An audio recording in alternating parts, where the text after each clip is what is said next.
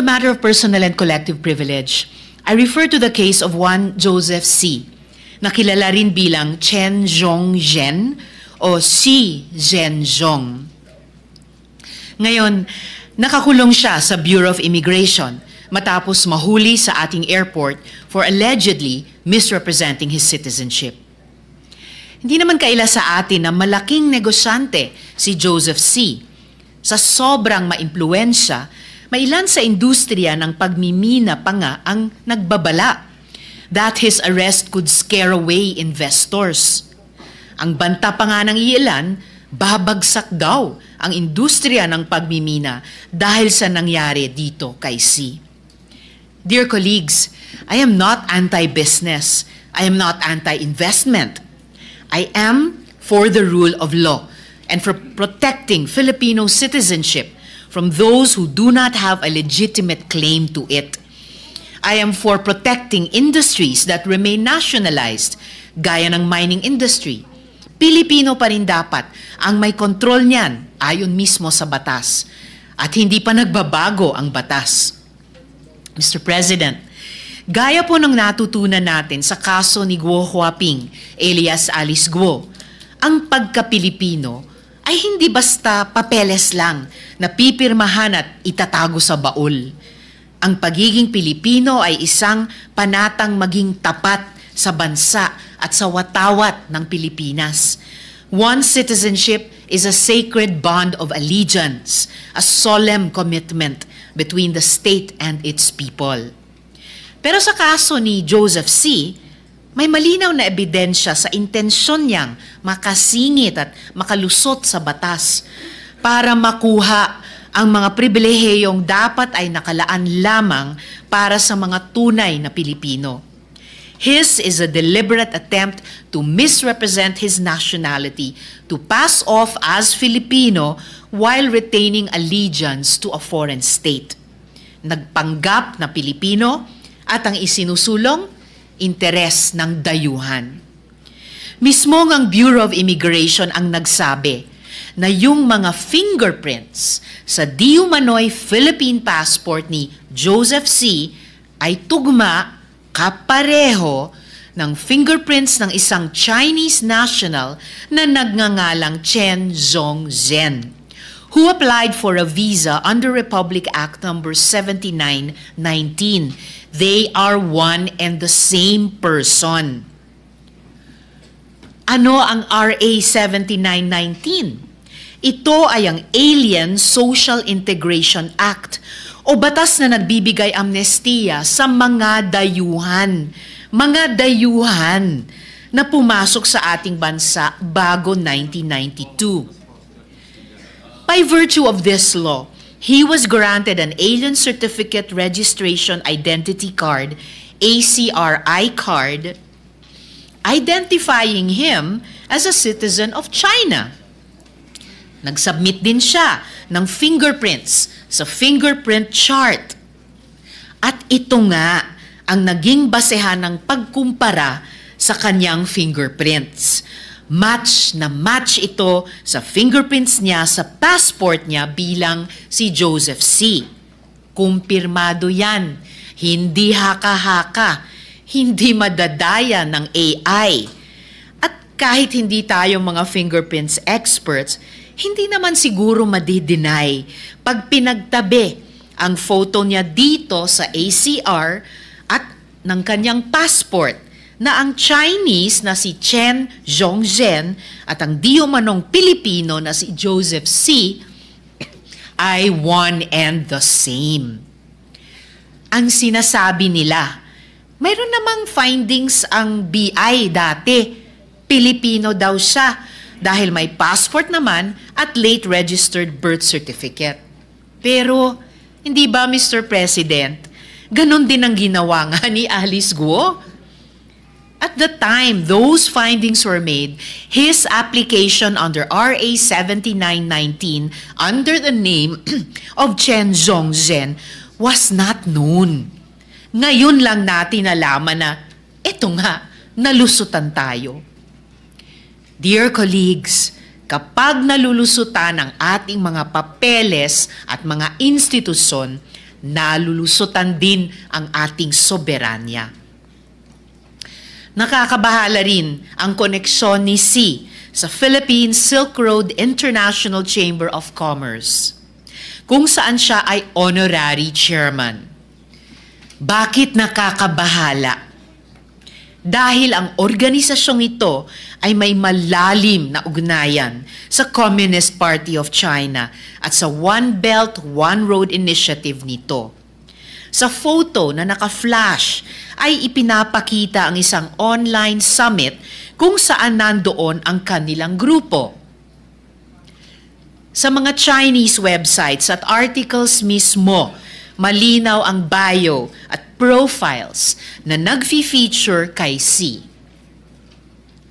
Siya ay pinanganak sa Donghua Village, Jinjiang City, Fujian Province sa China. Sa katunayan, ipinagmamalaki niya ang pagtulong nila ng kanyang asawa na si Gu Zhifang sa kanilang hometown. Ayon pa sa isa, edad 17 si Xi nang lumipat siya sa Pilipinas at nagtrabaho sa isang pabrika ng kahoy. Matapos niyan ay pinasok ang timber trading, tapos ay nag-nickel mining at smelting. Nang umangat ang negosyo, nabanggit na naman na nagbabalik-bayan sila sa kanilang hometown sa China sa pamamagitan ng Xi Zhenzhong and Gu Zhifang Charitable Foundation, covering education, livelihoods, and other areas totaling over 15 million yuan. Ngayong linggo, natuklasan din ng aking opisina na nakapasok rin pala si Joseph Xi sa Philippine Coast Guard Auxiliary noong 2018. Ang PCGA ay isang civilian support unit ng PCG.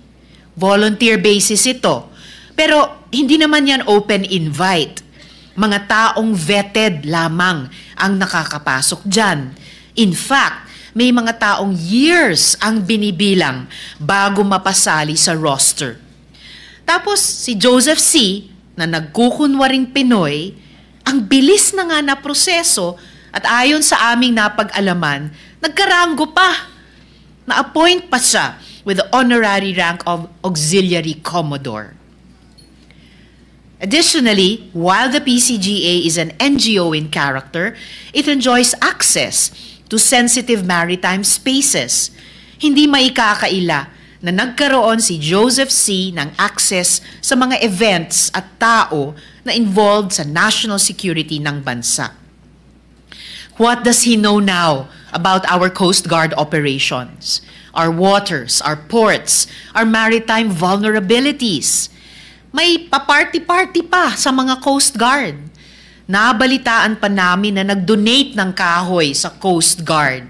Kahoy po na mula sa mga communities sa Brooks Point, Palawan. Hindi ba tayo kinikilabutan na sa gitna ng tensyon natin sa China, may isang tulad ni Joseph Xi, a foreign national masquerading as Filipino, ang may access, kahit pa social access lang, sa mismong PCG. At a time when the West Philippine Sea is a constant flashpoint of foreign incursions, yung mga ganitong klaseng butas sa ating seguridad ay hindi na po katanggap-tanggap. Kaya laking pasasalamat po sa ating Coast Guard sa balitang na-delist na si Joseph Xi. Colleagues, the dangers do not end there. Records show that Xi is involved in mining operations in our country. Raw nickel ore is shipped abroad to China, feeding the industrial needs of other nations while leaving us with environmental degradation and local communities with little benefit. Kung ang ibang bansa gaya ng Indonesia ay nagbaban ng export ng raw nickel to encourage domestic processing and to add value to the raw material, tayo ay patuloy na nag-e-export ng raw nickel. Joseph C's company is the lead exporter of raw nickel to China. At diretso ito sa sarili niyang smelting plant, Guangdong Century Qingshan Nickel Industry Company. Mr. President, paano makikinabang ang mga Pilipino at ang ekonomiya ng Pilipinas kung hindi naman Pilipino ang nangungunang nagmimina ng nickel? Ikaka-proud ba natin yan? Sa Palawan, yang kumpanya ni Joseph C. na Ipilan Nickel Corporation o INC ay nag-ooperate kahit walang municipal mayor's permit at kahit nakansela ang Environmental Compliance Certificate ni former DENR Secretary Gina Lopez. Kahit na-suspend ang ECC, ay nagpatuloy pa rin ang nasabing minahan sa pagpuputol ng mga punong kahoy. Dagdag pa, may reklamo ukol sa polusyon sa Brooks Point at ang pagputol ng punong kahoy labas sa Special Tree Cutting Permit. Mula sa matinding pagbabaha at kontaminasyon ng pangisdaan, apektado ang local communities. In a 2025 report, Amnesty International reported that Ipilan Mining has been bribing locals to stifle opposition to the mining project. Kahit sa Surigao del Norte, umabot si Joseph C. Yung kanyang isa pang kumpanya, yung Platinum Group Metals Corporation, iniimbestigahan na ng MGB for siltation and pollution.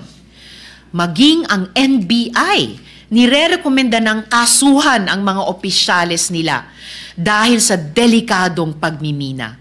Unsafe mining practices, yan ang lumalabas na tatak Joseph C. This very Senate in the 19th Congress sought to ban the export of raw nickel. Ang gusto natin, syempre, dito na ang mina, kaya dapat dito rin ang processing para dito mga Pilipino ang makinabang sa trabaho at kita. We want to add value to our domestic industries. Ganyan rin naman sa ibang bansa, lalo na sa mga kapitbahay natin sa Southeast Asia. Sadly, hindi ito ang lumabas sa final version ng batas. Truly, Mr. President, when an individual of questionable citizenship operates in this sector, we are effectively allowing foreign actors to strip our land of wealth while exploiting vulnerabilities and loopholes in our own system. Sa ganyang modus, talo ang Pilipino. Ang teritoryo at likas na yaman ng Pilipinas ay para sa Pilipino. Atin yan lahat. Kabuhayan at puhunan yan ng ating mga kababayan. Hindi yan dapat pinapakialaman, hindi dapat pinanghihimasukan, at hindi dapat kinukupitan ng mga dayuhang nagpapanggap na Pilipino.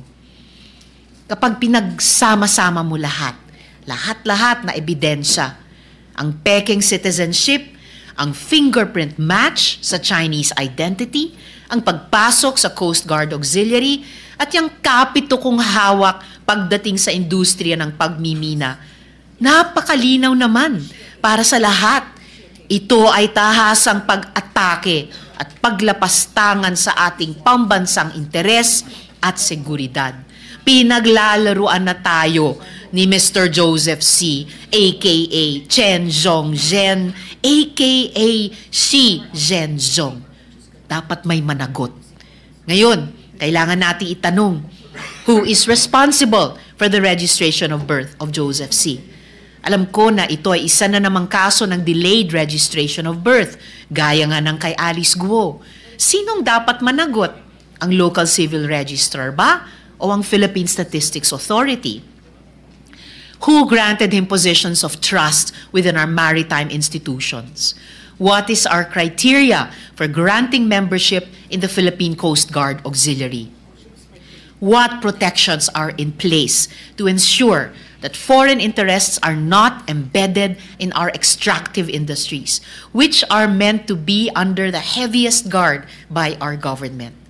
Mr. President, I urge our Senate to investigate these links thoroughly Let us review the processes by which citizenship claims are validated and awarded. Imbes na kita at hanap buhay ang ibinigay ng mga kumpanya ni Joseph C. sa ating mga kababayan ay mataas na baha, makapal na putik at malawakang pagkawasak sa kalikasan. Panahon na para isarado ang mga butas sa sistema para sa pamilyang Pilipino na araw-araw nagkakayod.